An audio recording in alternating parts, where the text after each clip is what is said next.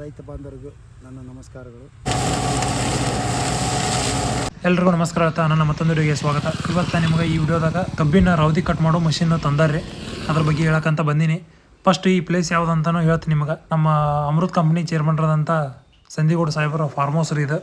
ಇಲ್ಲೇ ಇದೊಂದು 2 ಎಕರೆ ಗೋಧಿ ಹಾಕ್ಯಾರ್ರಿ. ಮತ್ತು ಈ ಫಾರ್ಮ್ ಹೌಸ್ ಒಳಗೆ ಅವರು ಜರ್ಸಿ ಆಕಳ ಎಮ್ಮೆಗಳನ್ನು ಸಾಕ್ಯಾರ್ರಿ. ಅದರಿಂದ ಇವರಿಗೆ ಎಷ್ಟೆಷ್ಟು ಲಾಭ ಐತಿ, ಇವು ಜರ್ಸಿ ಆಕಳಿಂದ ಮತ್ತು ಎಮ್ಮೆಯಿಂದ ಡೈಲಿ ಎಷ್ಟು ಲೀಟ್ರ್ ಹಾಲು ಬರ್ತೈತೆ ಅನ್ನೋದನ್ನು ನೆಕ್ಸ್ಟ್ ವಿಡಿಯೋದಾಗ ಹೇಳೋಮಂತ. ಇವಾಗ ಫಸ್ಟು ಕಬ್ಬಿನ ರೌದಿ ಕಟ್ ಮಾಡೋ ಮಷಿನ್ ಬಗ್ಗೆ ಹೇಳಕ್ಕಂತ ಬಂದೀನಿ, ಬರ್ರಿ.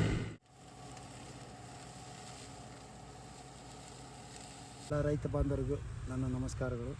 ನನ್ನ ಹೆಸರು NM ಸಂದಿವಾಡ್, ಅಮರಾವತಿ ತಾಲೂಕು ಹುನಗುಂದ, ಅಮೃತ ಫಾರ್ಮ್ಸ್ ಪ್ರೊಡ್ಯೂಸರ್ ಕಂಪ್ನಿ ಚೇರ್ಮನ್. ಕಬ್ಬಿನ ಬೆಳೆಯಲ್ಲಿ ಖರ್ಚಿಲ್ಲದ ಬೇಸಾಯ ಅಂದರೆ ಕಬ್ಬು ಒಂದು ವಾಣಿಜ್ಯ ಬೆಳೆಯಾಗಿದ್ದು ಕಬ್ಬಿನ ಇಳುವರಿ ಪ್ರತಿ ವರ್ಷ ಕುಂಠಿತಗೊಂಡು 3 ವರ್ಷಕ್ಕೆ ಸೀಮಿತಗೊಳಿಸಿ ಮತ್ತು ಪುನಃ ಹೊಸದಾಗಿ ನಾಟಿ ಮಾಡೋ ಪದ್ಧತಿ ನಮ್ಮ ರೈತರಲ್ಲಿ ಇರ್ತದೆ. ಅದಕ್ಕೆ ಅನುಗುಣವಾಗಿ ಪ್ರತಿ 3 ವರ್ಷಕ್ಕೊಮ್ಮೆ ತೆಗೆಯೋದು, ಒಳ್ಳೆ ಹಚ್ಚೋದು. 1ನೇ ವರ್ಷ ಖರ್ಚು ಎಕರೆಗೆ 60,000 ರಿಂದ 70,000 ಖರ್ಚು ಮಾಡ್ತೀರಿ, ಅಥವಾ 40,000 ರಿಂದ 50,000 ಖರ್ಚು ಮಾಡ್ತೀರಿ. ಬೇರೆ ಬೀಜ ಗಳೆ ಅದು ಇದು ಲೆಕ್ಕ ಹಾಕಿದ್ರೆ 3 ವರ್ಷಕ್ಕೊಮ್ಮೆ ಖರ್ಚು ಇಡೋದಾಗ್ತದೆ, ಹೊರತಾಗಿ ಇಳುವರಿ ಮಾತ್ರ ಹೆಚ್ಚಾಗ್ತಾಯಿಲ್ಲ. ಆ ಕಾರಣಕ್ಕೆ ಕಳೆದ ಕೆಲವಾರು ವರ್ಷಗಳಿಂದ ನಮ್ಮ ಒಂದು ಕ್ಷೇತ್ರದಲ್ಲಿ ನನ್ನ ಅನುಭವದ ಪ್ರಕಾರ 13 ವರ್ಷದ ಕಬ್ಬಿನ ಬೆಳೆ ಇಟ್ಟಿದ್ದು ತಮಗೆ ಈಗಾಗಲೇ ಸುತ್ತಮುತ್ತಲ ರೈತರಿಗೆ ಗೊತ್ತಿರ್ತಕ್ಕಂಥ ಸಂಗತಿ. ಅದೇ ರೀತಿ ನನ್ನಂತ ಇರ್ತಕ್ಕಂಥ ಒಂದು ಮಷಿನ್ ನೋಡಿದ್ವಿ ವಿಡಿಯೋದೊಳಗೆ.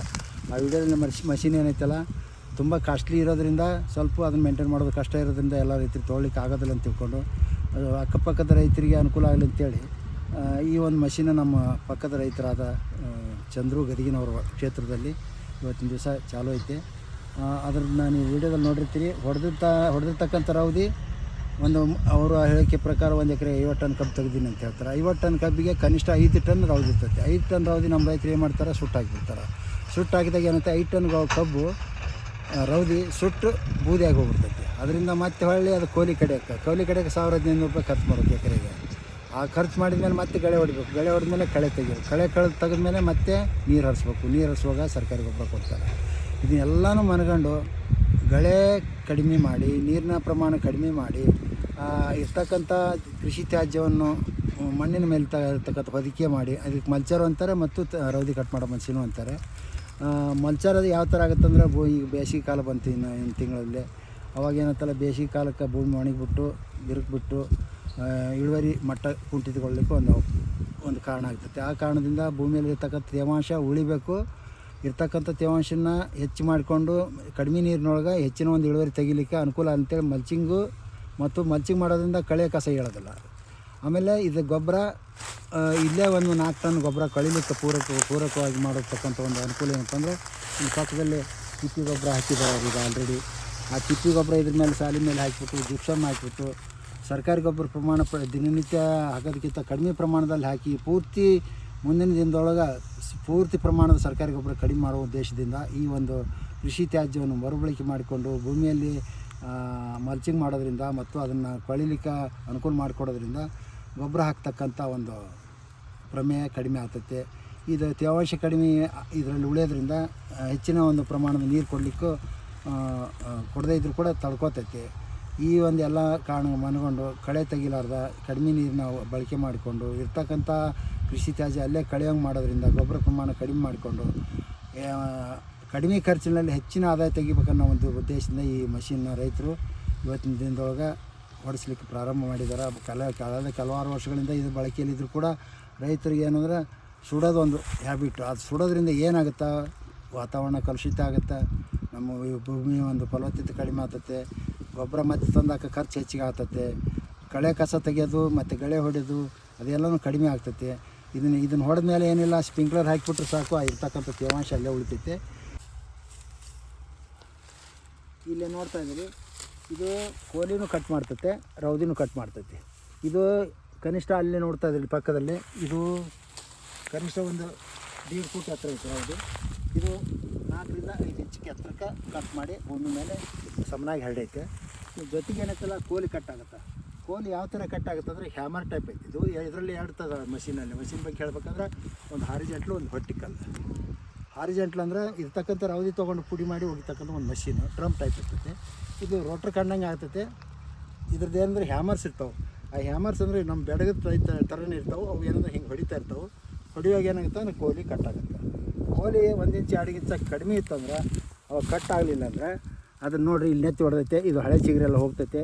ಈ ಹಳೆ ಚಿಗುರು ಹೋಗಿ ಇದು ಮೇಲೆ ಡ್ಯಾಮೇಜ್ ಮಾಡೋದ್ರಿಂದ ಮೇಲೆ ಇರ್ತಕ್ಕಂಥ ಯಾವುದೇ ಒಂದು ಮೊಳಕೆ ಬರೋದಿಲ್ಲ. ಮೊಳಕೆ ನಮಗೆ ಭೂಮಿಯಾಗಿದ್ದ ಬರಬೇಕು ಹೊರತಾಗಿ ಮ್ಯಾಲಿಂದ ಬಂದಂಥದ್ದು ಮೊಳಕೆ ಸದೃಢವಾಗಿರಲ್ಲ. ಆ ಕಾರಣಕ್ಕೆ ಈ ಮಷಿನದ ಕೆಲಸ ಏನಪ್ಪ ಅಂದ್ರೆ ರವದಿ ಕಟ್ ಮಾಡೋದ್ರ ಜೊತೆ ಕೋಲಿನೂ ಕಟ್ ಮಾಡ್ತೈತೆ ಮತ್ತು ನಾವು ಒಂದೇ ಸಾಲಿನ ಮೇಲೆ ಹಾಕಿ ತೆಳ್ಳಗೆ ಸ್ಪ್ರೆಡ್ಡಿಂಗ್ ಮಾಡ್ತೈತಿ. ಅವಾಗ ಏನಾಗುತ್ತೆ ಅಂದರೆ ಭೂಮಿಗೆ ಮಲ್ಚಿಂಗ್ ಆಗುತ್ತೆ, ಕೋಲಿ ಕಟ್ ಆಗುತ್ತೆ, ರವದಿ ಪುಡಿ ಆಗುತ್ತೆ, ಕಳೀಲಿಕ್ಕೆ ಭೂಮಿಗೆ ಹಚ್ಕೊಂಡು ಕಳೀಲಿಕ್ಕೆ ಅವಕಾಶ ಆಗುತ್ತೆ, ತೇವಾಂಶ ಹಿಡ್ಕೋತೈತೆ, ನೀರಿನ ಪ್ರಮಾಣ ಕಡಿಮೆ ಮಾಡ್ತೈತೆ. ಈ ಒಂದು ಎಲ್ಲ ಕಾರಣದಿಂದ ಇದನ್ನು ವರ್ಷದ ಸೂಕ್ತ ಅಂತ ತಿಳ್ಕೊಂಡು ಹೇಳಲಿಕ್ಕೆ ಇಷ್ಟಪಡ್ತಾರೆ. ಚಿಗುರು ಐತೆ ನೋಡಿ, ಈ ಚಿಗುರು ಈ ಒಂದು 6 ಎಕರೆ ಜಮೀನು, ರೈತರು ಹೇಳೋ ಪ್ರಕಾರ 6 ಎಕರೆ ಜಮೀನು. 1 ಎಕರೆ ಕಬ್ಬು ಕಡಿಬೇಕಾದ್ರೆ 2 ದಿವಸ ಬೇಕು. ದಿನ 20 ಟನ್ಯಾಗ 2 ದಿವಸ ಕಡ್ದಾಗ ಏನಂತಲ್ಲ, ಮೊದಲನೇ ದಿವಸ ಕಡ್ದು ಚಿಗುರು ಇಷ್ಟು ಎತ್ತರ ಆಗ್ತೈತೆ. 2ನೇ ದಿವಸ ಕಡ್ದಂಥ ಚಿಗುರು ಈ ಥರ ಬರ್ತೈತೆ. ಈ ಎತ್ತರ ಇದ್ದಂಥ ಚಿಗುರು ಎತ್ತರ ಬರ್ತೈತೆ, ಕಿರ್ದಿದ್ದಂಥ ಕಿರ್ದ ಬರ್ತೈತೆ. ಅವಾಗ ಏನಾಗುತ್ತೆ ಅಂದ್ರೆ ಅನ್ಇವನ್ ಇರ್ತದೆ ಪ್ಲ್ಯಾಂಟ್. ಅಂದರೆ ಬೆಳೆಗಳ ಬೆಳೆ ಒಂದು ಸಮತಟ್ಟಾಗಿರೋಲ್ಲ.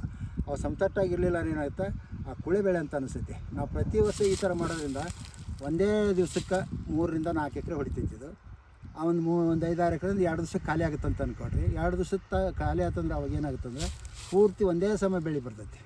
ಎಲ್ಲನೂ ಭೂಮಿಯಾಗಿದ್ದ ಹೇಳೋದ್ರಿಂದ ಎಲ್ಲ ಸಸಿಗಳು ಸದೃಢವಾಗಿ ಹೇಳ್ತಾವೆ.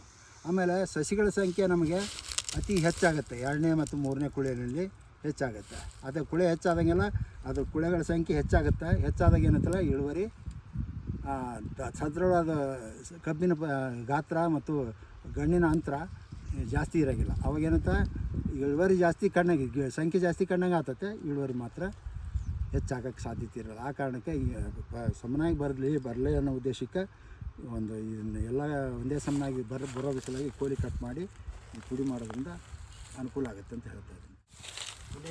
ಇದೆಯಾ? ಹ್ಞೂ ರೀ. ತುಳ್ದೈತಿ ನೀ? ಹ್ಞೂ ರೀ. ಜಬಡಿ ಬರ್ತೈತೆ ಅದು. ಹ್ಞೂ ರೀ. ಇಲ್ಲೆಲ್ಲ ಆಮೇಲೆ ಒತ್ತೈತೆ. ಹ್ಞೂ ರೀ. ಇಲ್ಲಿ ಒತ್ತೈತೆ, ಜಬಡಿ ಐತೆ. ಹ್ಞೂ ರೀ. ಒಂದೊಂದು ಏನಾನ ಇದ್ದವು ಉಳ್ದಾವ ಅಂದರೆ ಇದು ಕತ್ತೆ ಸಿಗುತ್ತೈತಿ. ಹ್ಞೂ ರೀ. ನೋಡಿ ಏನು ದೊಡ್ಡದದು 3 ಇಂಚ್ 4 ಇಂಚ್ ಬಿಟ್ಟು ಇದನ್ನು ಇದಕ್ಕಿಂತ ಒಳಗೆ ಹೊಡಿಬೇಕಂದ್ರೆ ಎಲ್ಲ ಕಟ್ ಮಾಡುತ್ತೆ.